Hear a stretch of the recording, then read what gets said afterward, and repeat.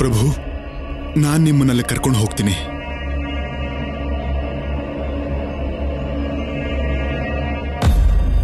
ತ್ರಿಶೂಲ, ನನ್ನ ಗಂಧಮಾದನ ಪರ್ವತಕ್ಕೆ ಕರ್ಕೊಂಡು ಹೋಗು.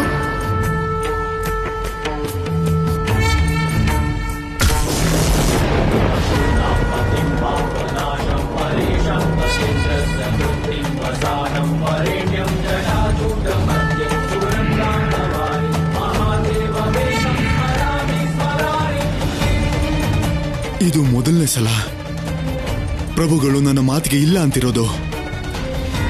ಅಂದ್ರೆ ಪ್ರಭುಗಳ ಮನಸ್ಸಲ್ಲಿ ನನ್ನ ಬಗ್ಗೆ ಸಂದೇಹ ಏನಾದರೂ ಹುಟ್ಟಿದ್ಯಾ? ಮಾತೆ ಕೊಟ್ಟ ಪ್ರಸಾದದ ಬಗ್ಗೆ? ಇಲ್ಲ, ನಾನು ಈಗಲೇ ಈ ವಿಷಯನ ಮಾತಿಗೆ ಹೇಳಬೇಕು.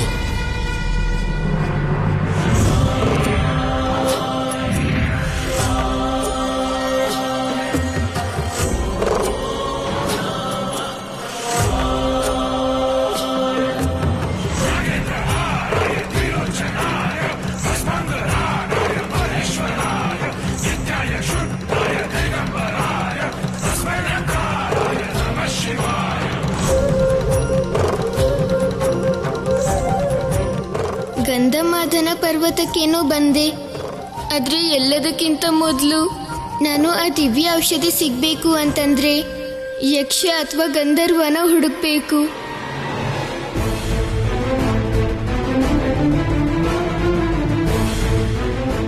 ಅಪ್ಪ ಅಮ್ಮ ಸರಿ ಹೋಗ್ತಾರೆ ಅಲ್ವಾ? ಹೌದು ಪುತ್ರ, ಖಂಡಿತ ಸರಿ ಹೋಗ್ತಾರೆ. ಯಾಕೆ ಗುಣ ಆಗೋದಿಲ್ಲ ಹೇಳು?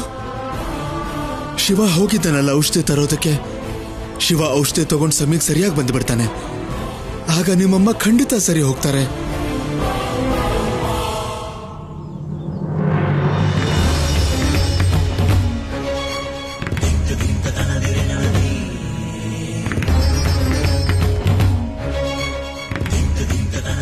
ಯಾರಾದ್ರೂ ಇದ್ದೀರಾ? ಯಾರಾದ್ರೂ ಇಲ್ಲಿ ವಾಸ ಮಾಡ್ತಾ ಇದ್ದೀರಾ?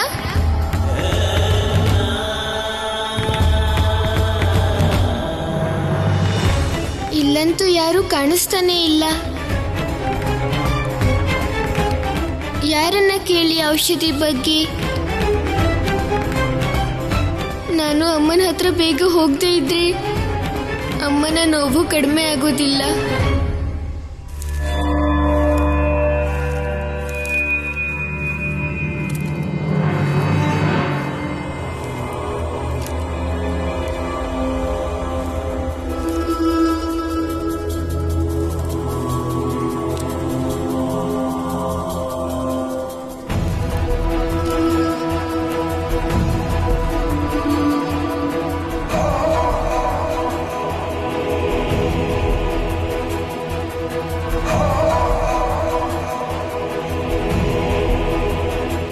ಹೇ ಬಾಲಕ, ಯಾರು ನೀನು?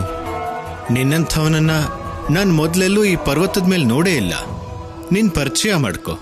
ನಾನು ಶಿವ, ಮಹಾಸತಿ ಅನುಸೂಯ ಮತ್ತೆ ಋಷಿ ಅತ್ರಿ ಮಗ. ಆದ್ರೆ ನಿನ್ನ ಸ್ವರೂಪ ಅಂತೂ ಆ ಮಹಾದೇವನ ಹಾಗೆ ಇದೆ. ಆದ್ರೆ ನಾನು ಅವರಲ್ಲ. ಅವರು ಈಗೆಲ್ಲೋ ಅಜ್ಞಾತವಾಸದಲ್ಲಿದ್ದಾರೆ. ನನ್ನ ಗೆಳತಿ ಅಂದ್ರೆ ಅವರ ಪತ್ನಿ ದೇವಿ ಪಾರ್ವತಿ ಅವರನ್ನ ಹುಡುಕ್ತಾ ಇದ್ದಾರೆ. ಅಂದ್ರೆ ನೀನು ನಿನ್ನ ಗೆಳತಿಯ ಪತಿ ಮಹಾದೇವನನ್ನ ಹುಡ್ಕೊಂಡು ಬಂದ್ಯಾ? ಇಲ್ಲ, ನನ್ನ ಅಮ್ಮನಿಗೋಸ್ಕರ ಔಷಧಿನ ಹುಡುಕೊಂಡು ಬಂದೆ. ನನ್ನ ಗೆಳತಿ ನನ್ನ ಅಮ್ಮನಿಗೆ ಪ್ರಸಾದ ಕೊಟ್ಟಿದ್ರು. ಆದ್ರೆ ನನ್ನ ಕಡೆಯಿಂದ ನೀವು ಈ ಪ್ರಸಾದನ ನಿಮ್ಮಮ್ಮಂಗೆ ಕೊಡ್ತೀರಾ? ನನಗೆ ನೆರೆಮನೆ ಗೆಳತಿ ಕೊಟ್ಟಿದ್ದ ಪ್ರಸಾದನ ನನ್ನ ಅಮ್ಮನಿಗೆ ಕೊಡಬೇಕು. ನೀನ್ ಇದನ್ನ ನಂಗೆ ಕೊಡು, ನಾನು ಹೋಗಿ ಅಮ್ಮಂಗೆ ಇದನ್ನ ಕೊಡ್ತೀನಿ.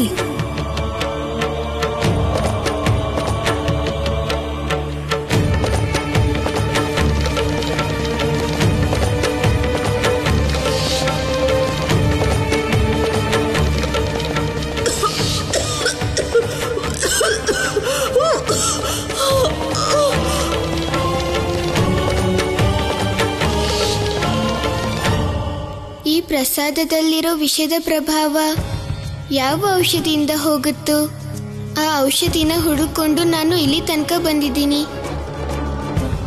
ಆ ಔಷಧಿನ ಹುಡ್ಕೋದಕ್ಕೆ ನೀವು ನನಗೆ ಸಹಾಯ ಮಾಡ್ತೀರಾ? ಖಂಡಿತ. ಆದ್ರೆ ಪ್ರಸಾದದಲ್ಲಿ ವಿಷ ಹೇಗಿರಕ್ ಸಾಧ್ಯ? ಮಾತೆ ದುರ್ಗೆಯ ಪ್ರಸಾದದಲ್ಲಿ ಅಮೃತನೇ ಇರುತ್ತೆ. ಅದು ಎಲ್ಲ ಸಂಕಟ ಕಷ್ಟನ ದೂರ ಮಾಡುತ್ತೆ. ಯಾರಿಗೂ ತೊಂದರೆ ಆಗಲ್ಲ. ಆ ಪವಿತ್ರ ಪ್ರಸಾದ ಸೇವಿಸಿದ್ರೆ ಸಾಯ್ತಾ ಇರೋ ವ್ಯಕ್ತಿನೂ ಜೀವಂತ ಆಗ್ತಾನೆ. ಹಾಗಿದ್ಮೇಲೆ ನಿಮ್ ತಾಯಿಗೆ ಹೀಗಾಗೋಕ್ ಹೇಗ್ ಸಾಧ್ಯ? ನಿಮ್ ಎಲ್ಲರ ಯೋಚನೆಯಲ್ಲಿ ಖಂಡಿತ ಏನೋ ತಪ್ಪಾಗಿದೆ. ಇಲ್ಲ ಬೇರೆ ಯಾವುದೋ ಕಾರಣದಿಂದ ನಿಮ್ಮ ತಾಯಿ ಶರೀರಕ್ಕೆ ಆ ವಿಷ ಪ್ರವೇಶ ಆಗಿರ್ಬೇಕು. ನೀವು ತಿಳ್ಕೊಳ್ಳೋ ಪ್ರಯತ್ನ ಮಾಡಿ. ಖಂಡಿತ ಯಾರೋ ಪ್ರಸಾದ ಬದಲಾಯಿಸಿದ್ದಾರೆ.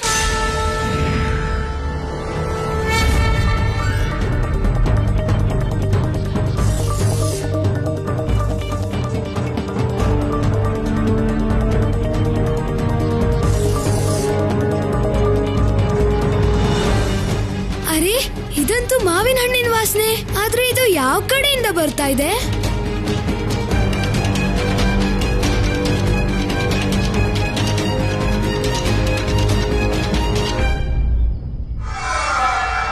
ಈ ಮಾವನ್ನ ಯಾರಿಲ್ಲಿಟ್ಟಿದ್ದಾರೆ? ನಂಗಿದನ್ನ ನೋಡಿದ ತಕ್ಷಣ ಹಸು ಆಗ್ತಿದೆ. ತಗೋ ಬಾಲಕ, ತಗೋ. ನಿಂಗೋಸ್ಕರನೇ ಇರೋದು. ನಾ ಇದ್ರಲ್ಲಿ ಸ್ವಲ್ಪ ಮಾವನ್ನ ತಗೊಂತೀನಿ, ಮನೆಗೆ ಹೋಗಿ ತಿಂತೀನಿ. ಆದ್ರೆ ಈ ಮಾವನ್ ತಗೊಳಕ್ಕೆ ಪ್ರಸಾದನ ಎಲ್ಲಾದ್ರೂ ಪವಿತ್ರ ಜಾಗದಲ್ಲಿ ಇಡ್ಬೇಕು.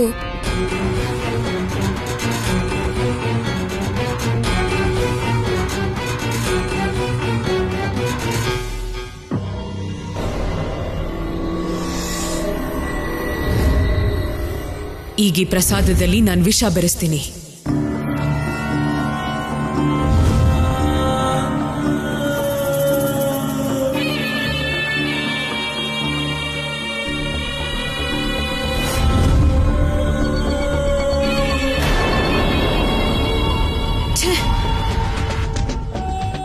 ಈಗ ಗೊತ್ತಾಯ್ತು, ಇದು ದೇವಿ ದುರ್ಗೆ ಪ್ರಸಾದ. ಇದಕ್ಕೆ ವಿಷ ಹಾಕೋಕ್ಕಾಗಲ್ಲ. ಆದ್ರೆ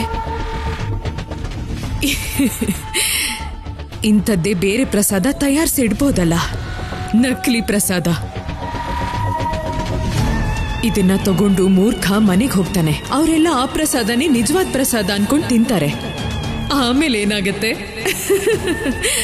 ಅದ್ರ ಆರೋಪ ದೇವಿ ಪಾರ್ವತಿ ಮೇಲೆ ಬರುತ್ತೆ.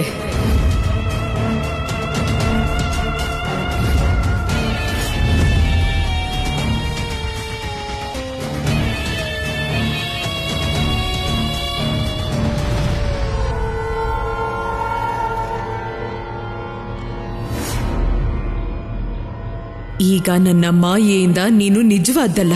ಈ ಪ್ರಸಾದ ತಗೊಂಡ್ ಮನೆಗೆ ಹೋಗ್ತೀಯ ಮೂರ್ಖ. ದೇವಿ ಅಜಾಮುಖಿ ಪ್ರಸಾದ, ವಿಷ ಸೇರಿರೋ ಪ್ರಸಾದ.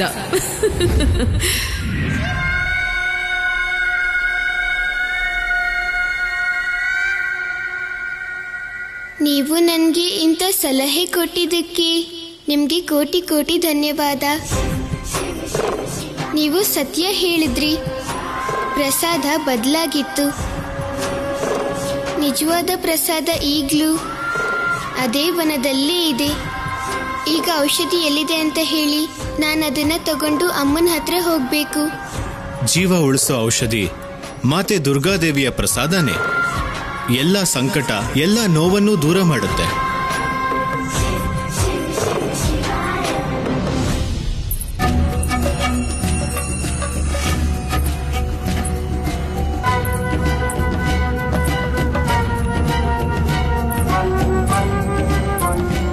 ನೋಡ್ದ್ಯಾ ತಾರಕ? ನೋಡ್ತಾ ಇದ್ದೀನಿ ಅಮ್ಮ. ಅಜಾಮುಖಿಯ ನಡಿಗೆಯಲ್ಲಿ ವಿಜಯದ ಗರ್ವ. ಅಂಥದ್ದೇನ್ ಮಾಡಿದಾಳೆ?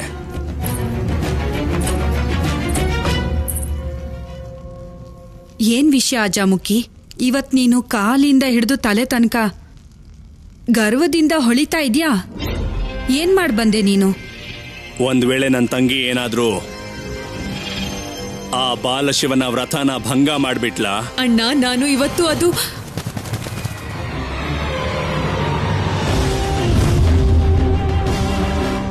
ಅಸುರ ರಾಜ, ಇವತ್ತು ರಾಜ್ಕುಮಾರಿ ಅಜಾಮುಖಿ ದೇವಿ ಅನುಸೂಯಾಗೆ ವಿಷ ಕೊಟ್ಟು ಸಾಯೋ ಸ್ಥಿತಿ ತಂದಿದ್ದಾರೆ.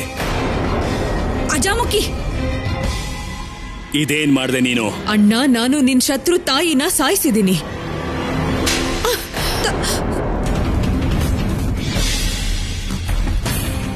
ನಾನು ನಿನ್ನ ಸಾಯಿಸ್ತೀನಿ. ಸೈನಿಕರೇ, ಬನ್ಸಿ ಇವಳನ್ನ.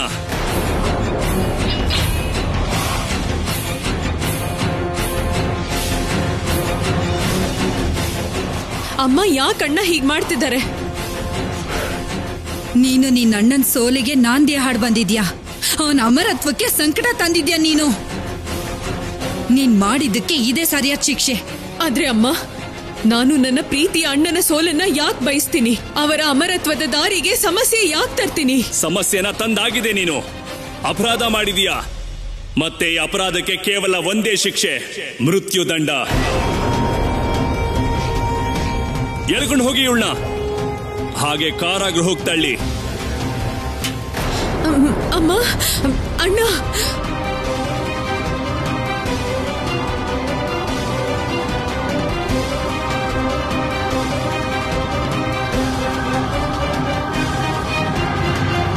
ಹೇ ಮಾತೆ ದುರ್ಗಾ, ಬಾಲಶಿವಂಗೆ ನಿಮ್ಮ ಆಶೀರ್ವಾದ ಬೇಕು. ಹಾಗಾದ್ರೂ ಅವರು ತಮ್ಮ ವಾಸ್ತವಿಕ ಸ್ವರೂಪ ಮಹಾದೇವನಾಗಿ ಬದಲಾಗಬೇಕು.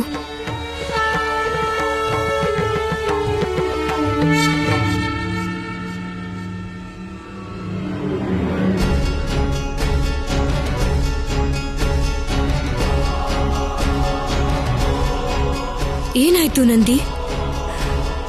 ಈ ಕಣ್ಣೀರ್ ಯಾಕೆ? ಮಾತೆ, ದೇವಿ ಅನಸೂಯ ತಮ್ಮ ಮನೆಯಲ್ಲಿ ವಿಷ ಸೇವಿಸಿ ಒದ್ದಾಡ್ತಿದ್ದಾರೆ.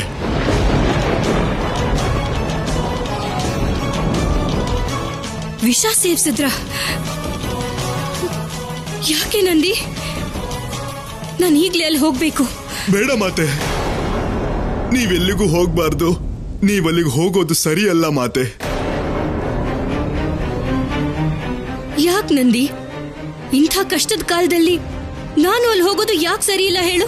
ಯಾಕಂದ್ರೆ ಅಲ್ಲಿ ಎಲ್ಲರೂ ಹೇಳ್ತಾ ಇದ್ದಾರೆ ಅವ್ರಿಗೆ ಹೀಗಾಗಿರೋದು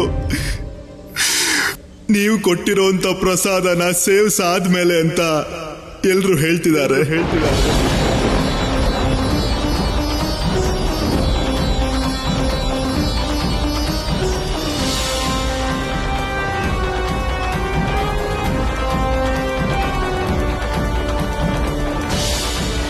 ಶಿವ ಈಗ ಎಲ್ಲಿದ್ದಾರೆ? ಅವರು ಔಷಧಿ ತರೋದಕ್ಕೆ ಗಂಧಮಾದನ ಪರ್ವತಕ್ಕೆ ಹೋಗಿದ್ದಾರೆ ಮಾತೆ.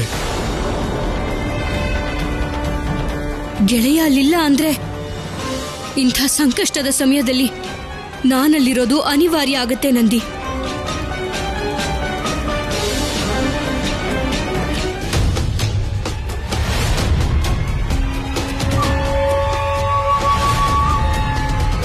ಕೊಂದ್ಬಿಡಿ ನನ್ನ ಅಣ್ಣ, ಕೊಂದ್ಬಿಡಿ. ನನ್ನಂತ ದಡ್ಡಿ ಬುದ್ಧಿ ಇಲ್ದಿರೋಳಿಗೆ ಜೀವಂತವಾಗಿರೋ ಅಧಿಕಾರನೇ ಇಲ್ಲ. ಕೊಂದ್ಬಿಡಿ ನನ್ನ. ಯಾವಾಗ್ಲೂ ನಿಮ್ ದಾರಿಗೆ ಮುಳ್ಳಾಗೋ ನನ್ನನ್ನ ಸಾಯಿಸ್ಬಿಡಿ ಅಣ್ಣ.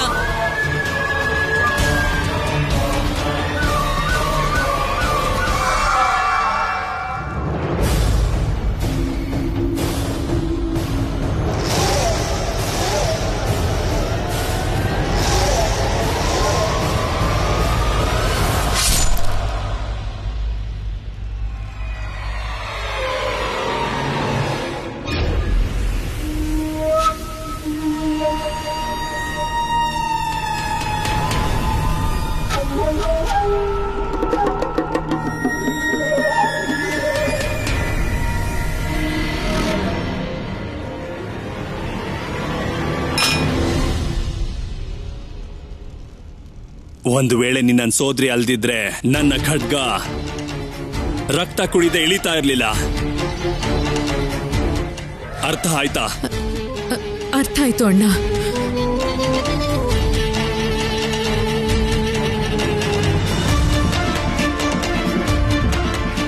ಈಗ ಪ್ರಾರ್ಥನೆ ಮಾಡು. ಬಾಲಶಿವನಿಗೆ ದೇವಿ ಅನಸೂಯನ ಸರಿ ಮಾಡೋ ಔಷಧಿ ಸಿಗ್ಲಿ ಅಂತ. ಅದರಲ್ಲೇ ನಮ್ಮ ಹಿತ ಇರೋದು.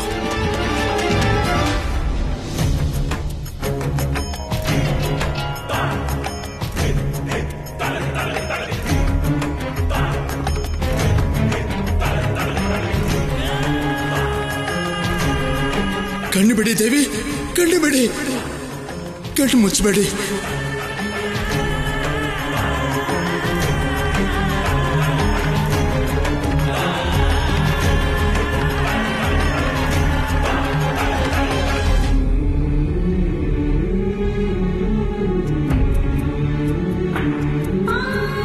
ಕಣ್ಬಿಡಿ ದೇವಿ, ಕಣ್ಣು ಬಿಡಿ, ದಯವಿಟ್ಟು ಕಣ್ಣು ಮುಚ್ಚಬೇಡಿ.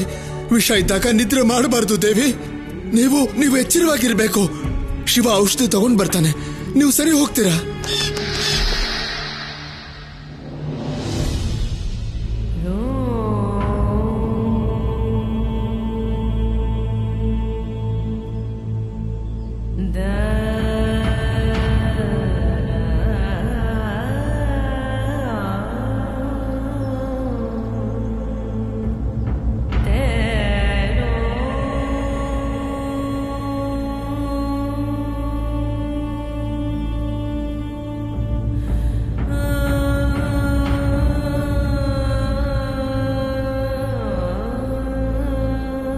ದೇವಿ ಅನಸೂಯ,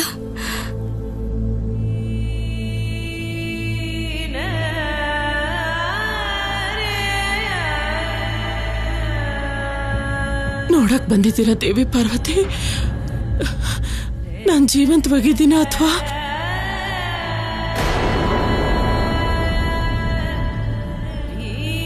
ನಿಮ್ಗೆ ಏನೂ ಆಗೋದಿಲ್ಲ. ಗೊತ್ತಿದೆ. ನಾನು ಶಿವನ ತಾಯಿ ಮತ್ತು ನನ್ನ ಶಿವ ನನ್ನ ಜೊತೆನೇ ಇದ್ದಾನೆ.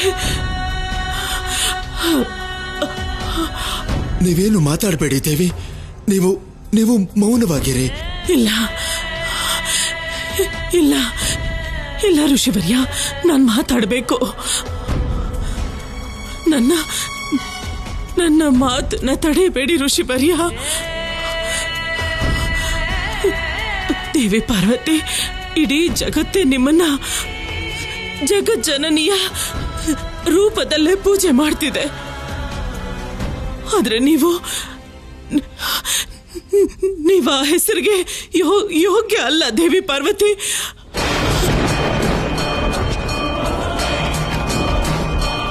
ನೀವೇನಾದ್ರೂ ನಿಜವಾಗ್ಲೂ ಜಗಜ್ಜನನಿ ಆದ್ರೆ ಹೀಗೆ ದೇವಿ ದುರ್ಗೆ ಪ್ರಸಾದಕ್ಕೆ ವಿಷ ಬೆರೆಸಿ ಒಬ್ಬ ತಾಯಿಗೆ ಕೊಡ್ತಿರ್ಲಿಲ್ಲ. ನೀವು ಹೀಗ್ ಮಾಡಿ ನೀವು ದೇವಿ ದುರ್ಗೆನು ದೋಷಿ ಮಾಡಿಬಿಟ್ರಿ ದೇವಿ ಪಾರ್ವತಿ. ದೇವಿ ಪಾರ್ವತಿ, ನೆನಪಿರ್ಲಿ, ಒಂದ್ ವೇಳೆ ನಾನಿವತ್ತು ಸತ್ರು ಕೂಡ ನನ್ನ ಬಾಲಶಿವ ನಿಮ್ಮ ಮಹಾದೇವ ಯಾವತ್ತೂ ಆಗಲ್ಲ. ನನ್ನ ಸಾವಿನ ನಂತರ ಅವನು ನನ್ನ ನೆನಪನ್ನ ಯಾವತ್ತೂ ಮರೆಯಲ್ಲ. ಅವನು ನಿಮ್ಮ ನೆರಳನ್ನು ಸಹ ತನ್ನ ಮೇಲ್ ಬೀಳಕ್ ಬಿಡಲ್ಲ.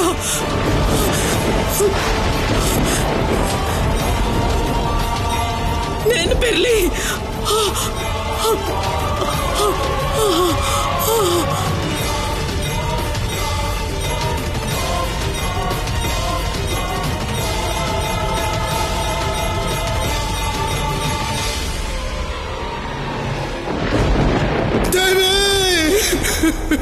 ದೇವಿ ಅನಸೂಯ,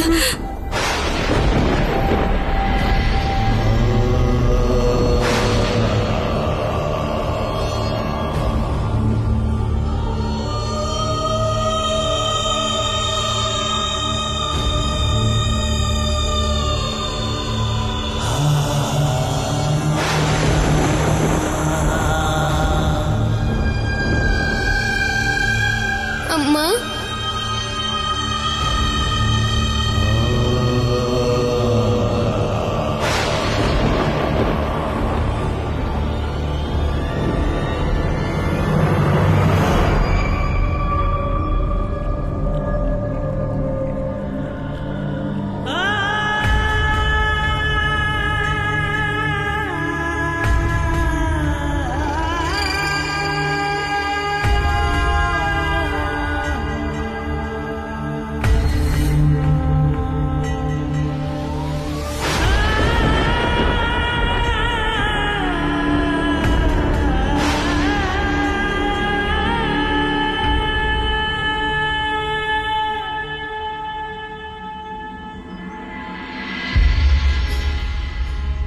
ಕಣ್ಬಿಟ್ ನೋಡಿ ಅಮ್ಮ.